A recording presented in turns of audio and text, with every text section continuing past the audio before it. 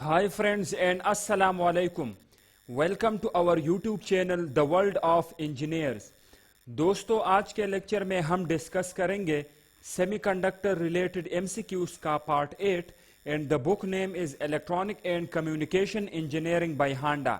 दोस्तों लेक्चर शुरू करने से पहले अगर आपने हमारा चैनल अभी तक सब्सक्राइब नहीं किया तो चैनल को सब्सक्राइब करें और साथ में बेल आइकन को जरूर प्रेस करें ताकि आने वाले वीडियोस आप लोगों को बर वक्त मिल सके।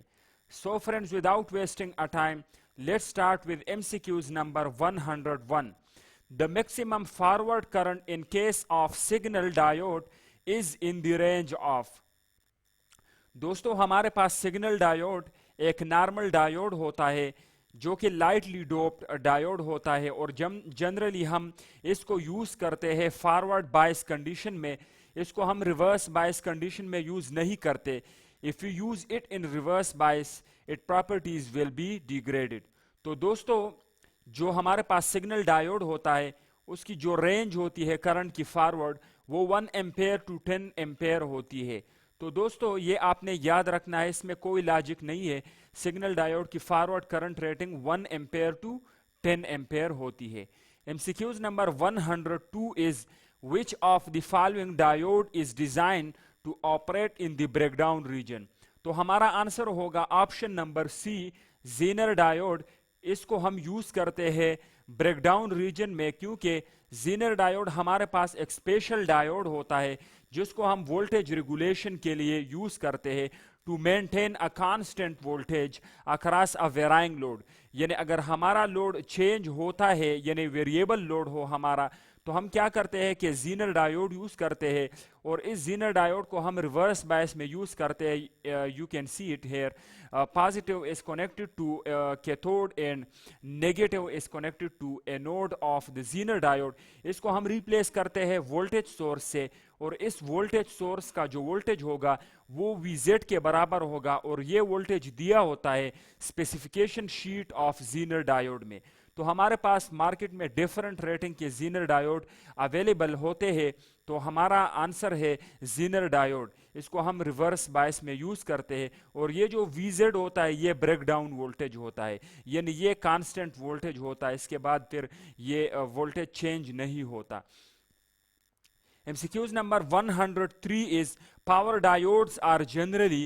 दोस्तों पावर डायोड हमारे पास high current and high voltage diode होते हैं जिसको हम high current and high voltage application में यूज करते हैं। इसकी जो सिंबल होती है वो PN डायोड यानी नॉर्मल डायोड की तरह ही होती है, लेकिन जस्ट जो डिफरेंस होता है वो कंस्ट्रक्शन में होती है। यानी PN डायोड जो हमारे पास P और N को डायरेक्टली कंबाइन करते हैं और जो पावर डायोड होता है उसमें हम हेवीली डोप्ड P और हेवीली डोप्ड N के बीच में एक लाइटली डोप्ड को सैंडविच करते हैं।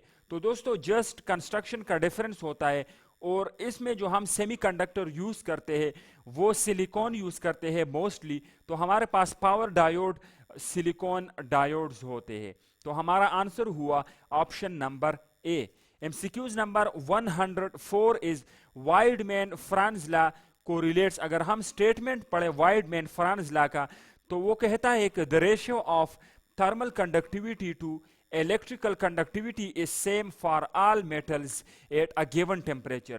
Here K represent a thermal conductivity and sigma represent electrical conductivity, जिसका रेशियो सेम होगा यानी कांस्टेंट होगा for all metals at temperature given. अगर हमारे पास किसी मटेरियल की थर्मल कंडक्टिविटी ज्यादा होगी तो उसकी इलेक्ट्रिकल कंडक्टिविटी भी ज्यादा होगी।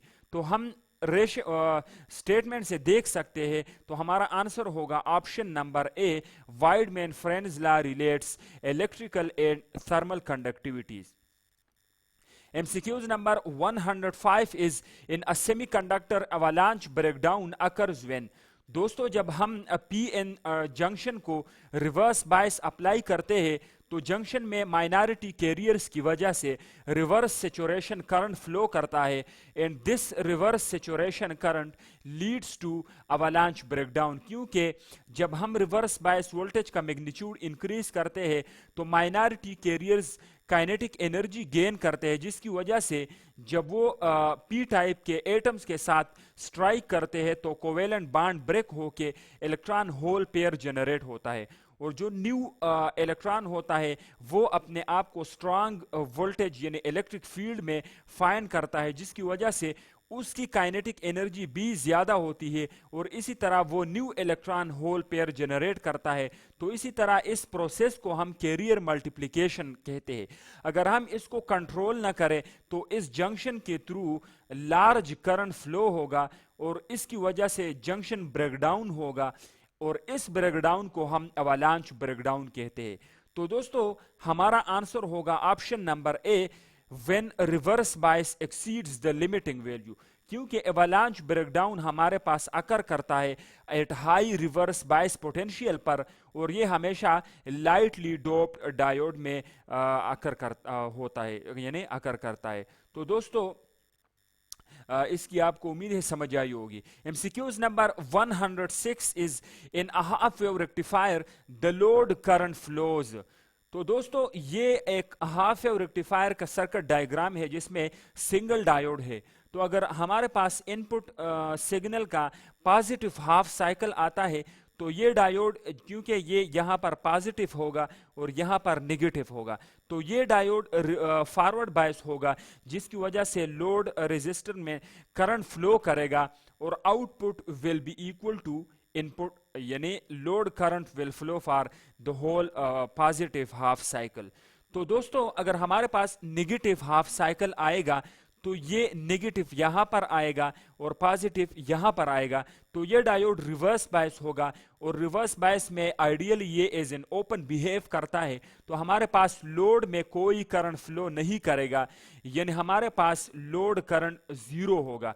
तो हम देख सकते हैं कि पाई टू पाई हमारा जो लोड करंट है वो जीरो है।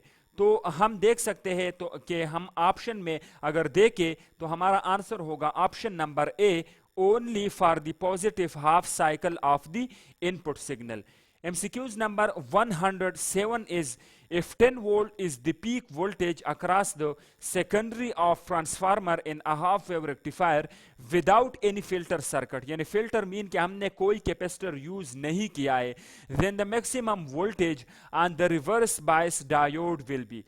दोस्तों एमसीक्यूज में पूछा गया है जब हम इस डायोड को रिवर्स बायस करते हैं, यानी जब नेगेटिव साइकिल आता है तो नेगेटिव यहां पर होगा और पॉजिटिव यहां पर होगा, तो ये डायोड रिवर्स बायस होगा।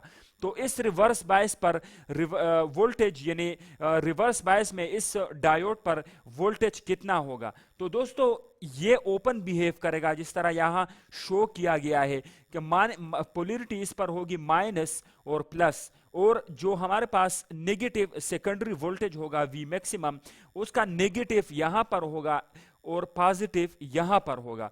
तो अगर हम केवीएल अप्लाई करेंगे तो हम केवीएल अप्लाई करेंगे एंटी क्लॉकवाइज, तो यहां पर पॉजिटिव है और यहां पर नेगेटिव है, तो वोल्टेज ड्रॉप है, और यहां पर जो वोल्टेज होगा वो भी मैक्सिमम होगा, तो माइनस वी मैक्सिमम, और ये माइनस प्लस ये वोल्टेज राइज है और पीक इनवर्स वोल्टेज है, तो हम प्लस पी आई वी लिखेंगे इज इक्वल टू जीरो। तो पीक इनवर्स वोल्टेज बराबर आ जाएगा अगर हम इसको यहां पर ले आए तो वी मैक्सिमम, और एमसीक्यूज में वी मैक्सिमम 10 वोल्ट दिया है, तो हमारा आंसर होगा ऑप्शन नंबर सी 10 वोल्ट।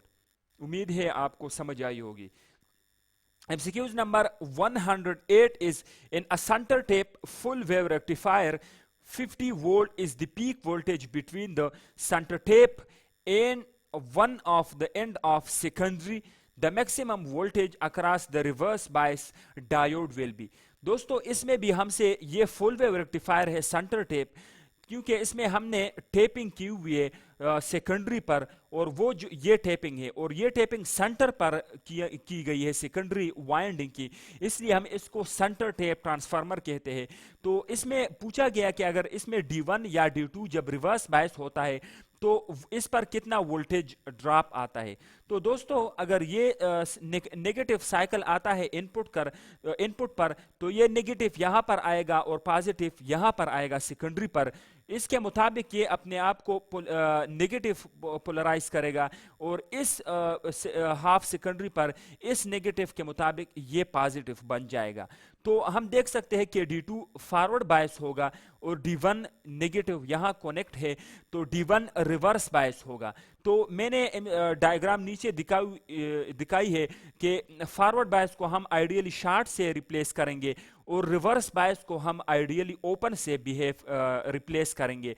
तो ये PIV वोल्टेज हम मालूम करेंगे, ये रिवर्स वोल्टेज यानी पीक कितना आएगा जब डायोड रिवर्स बायस होगा। तो दोस्तों ये माइनस और प्लस यहाँ इस सेकेंडरी पर VM होगा और ये VM इस RL के साथ पैरेलल में आता है, या अगर हम सिंपली KVL अप्लाई करेंगे तो भी हमारे पास लोड के अक्रॉस VM आएगा। तो दोस्तों इसका मतलब ये हुआ कि इस लोड रेजिस्टेंस के अक्रॉस VM आ गया। इसी तरह यहाँ जो सेकेंडरी है इस पर भी V मैक्सिमम अवेलेबल है। तो अगर हम इस लूप में KVL अप्लाई करेंगे तो हम देख सकते हैं कि अगर हम KVL क्लॉकवाइज अप्लाई करें तो ये माइनस टू प्लस ये वोल्टेज राइज आएगा, तो हम इसको V मैक्सिमम इसके साथ प्लस लिखेंगे। इसी तरह ये भी वोल्टेज राइज है, तो यहाँ पर जो वोल्टेज है वो भी V मैक्सिमम है, तो मैंने यहाँ पर प्लस VM लिखा है। इसी तरह प्लस माइनस ये वोल्टेज ड्रॉप है, और यहाँ पर जो वोल्टेज हम मालूम करना चाहते हैं PIV, तो ये ड्रॉप है, इसके साथ हम माइनस PIV लिख लेंगे।